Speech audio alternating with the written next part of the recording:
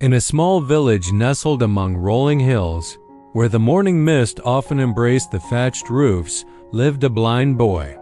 His life seemed swallowed by darkness from the moment he first cried, yet he possessed an extraordinary gift, an ability to weave stories that touched the deepest core of the listener's soul.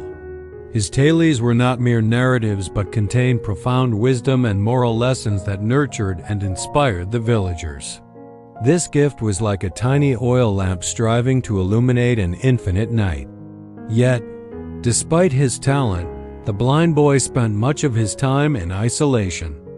His difference was scrutinized and mocked rather than cherished. The other children in the village could not see the light of his gift. They only saw the deficiency in his eyes. They frequently taunted him, laughing loudly. "Look at the blind boy. He tells stories about things he's never seen." They would also place obstacles in his path, giggling when he stumbled, and then run off when he called for help. Each cruel word was like a thorn piercing his tender heart.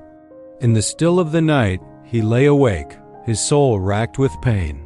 He wondered, why was I born like this? What meaning does my life hold if it is only to endure contempt and ridicule? The sorrow and loneliness gradually compounded on the boy's small shoulders until they became unbearable. One morning, the weight of despair became too much.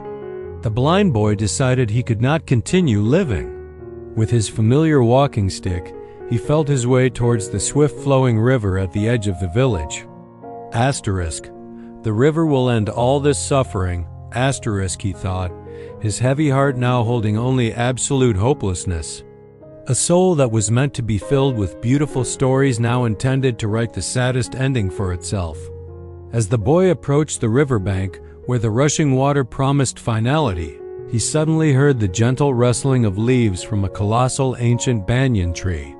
Beneath the 100-year-old drooping branches, a monk was sitting in meditation, his orange robe seemingly radiating a soft glow in the dawn light. The monk's eyes opened as he sensed the turmoil and suffering in the boy's spirit. "Child," he called out in a warm and gentle voice, "I perceive great pain in your heart. Come, sit beside me." The blind boy stopped abruptly, startled. The kindness in the monk's voice was something he had not heard for a very long time. He slowly felt his way toward the monk and sat down, the walking stick trembling in his hand. "Tell me, my son, what has brought darkness to your young soul?" the monk asked. The floodgates of emotion in the boy burst open. Every painful word poured out like a breached dam. He spoke of his blindness, of his seemingly useless gift for storytelling, of the cruel mockery of the other children, and his heartbreaking decision to end his life. Tears streamed down his face as he concluded, "I am useless, master. My blindness is a burden, not a blessing." The monk listened with infinite compassion. Then he spoke, "Now, let me tell you a story. Perhaps you will understand its message clearer than anyone else." In a dense forest, there were many trees. They stood tall, straight, and beautiful, like pillars reaching for the sky. But among them was one tree that was different. Its trunk was gnarled, and its branches were twisted and misshapen. The straight trees constantly mocked their crooked neighbor. "Look at us," they boasted proudly. "We are tall, straight, and beautiful. No one would ever look at a tree like you. You are bent and warped. You are an embarrassment to this forest." The crooked tree felt deep sadness. It desperately wished to be straight and useful like the others. "Why must I be so different?" it wondered, burdened by the sense of uselessness it assigned to itself. Then one day, a man came to the forest with a group of lumberjacks. The man carefully examined all the trees. "Cut down all the straight trees," he instructed the workers. "We need them for lumber and planks, but leave the crooked tree alone. It is useless to me. I cannot make anything valuable from its twisted wood." Tree after tree, the proud straight trees were felled. The very perfection they had boasted of was the reason for their destruction. But the crooked tree remained standing, surviving because of what it had once deemed its biggest flaw. Later, the crooked tree became the solitary home for hundreds of birds and countless small creatures. From that day forward, the crooked tree never felt sad about its shape again. It realized that its imperfection was actually great protection. The weakness it perceived had become its greatest strength. The monk paused, allowing the story to sink into the boy's mind. Then he continued, "Do you understand, child? You see yourself as the crooked tree, warped by blindness. But just like that tree, what you perceive as your greatest flaw might actually be your greatest strength."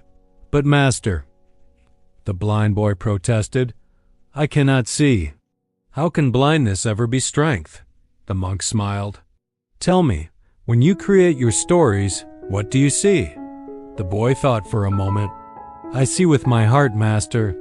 I see emotions, lessons, and the truth hidden beneath appearances." "Exactly," the monk exclaimed. "The children who mock you, they see only the surface. Their eyes work perfectly.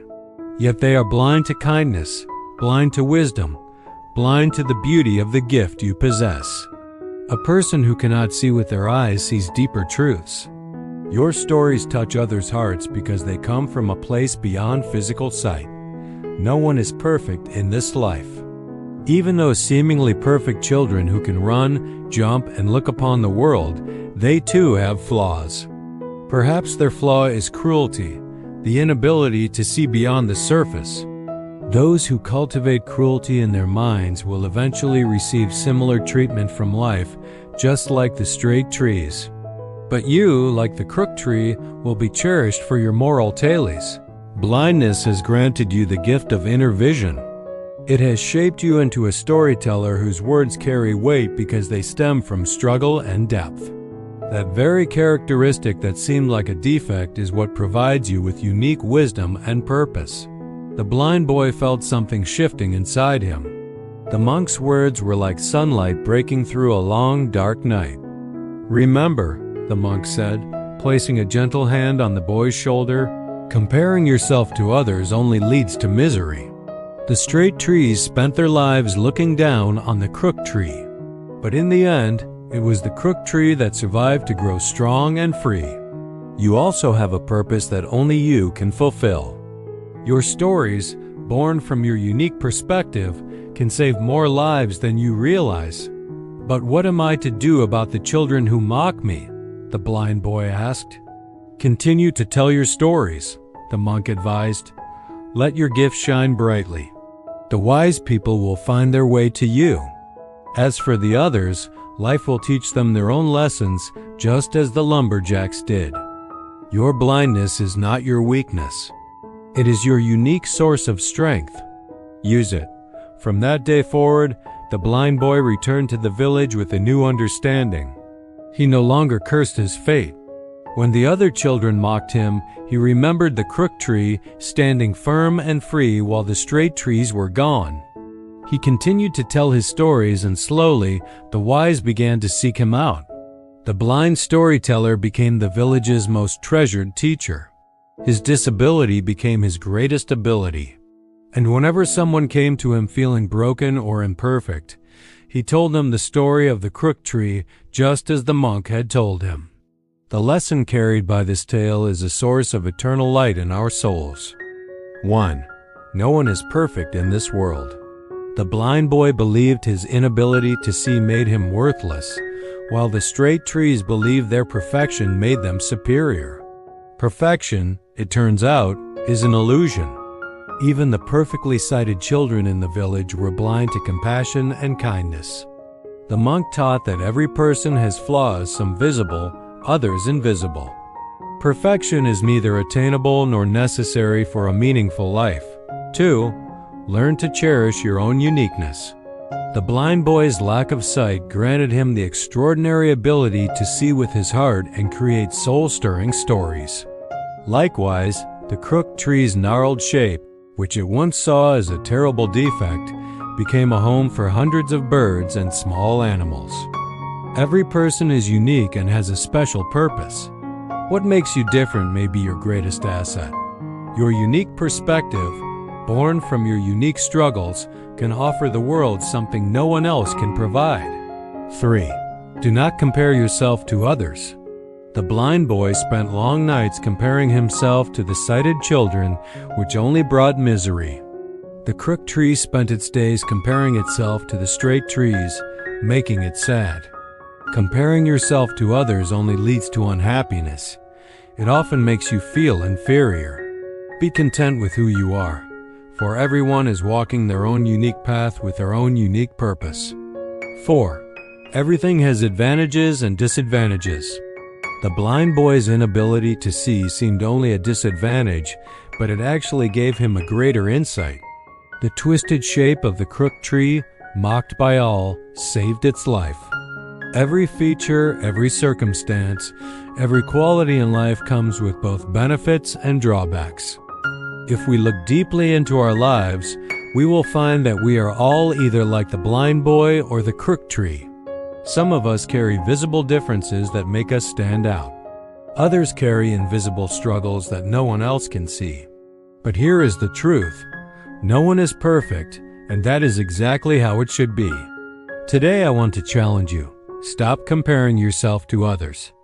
Start embracing your flaws. That weakness you think limits you might be someone else's source of inspiration. Your struggle might be someone else's hope. You are not broken.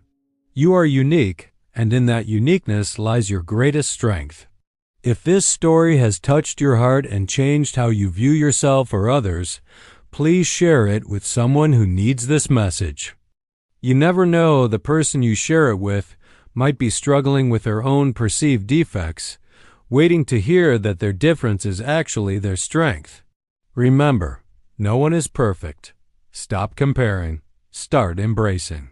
And never forget, what makes you different makes you irreplaceable. You are not worthless because you are different. You are invaluable because you are unique.